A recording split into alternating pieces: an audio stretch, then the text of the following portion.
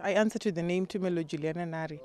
I was arrested last year, in March 2023, because I'm a victim of drug and substance abuse. I was snorting cocaine, so I got arrested and then I was brought to Chikurubi female prison. I want to thank the Zimbabwe Prison and Correctional Service because we're doing so many projects like farming, sewing, we're making bags using macrame thread. Personally, I do nails. I also make these bags as well. We do poetry. There's also education. The people who are doing their master's degrees and their degrees and stuff like that. So we do a lot of projects at Chikurubi Female Prison.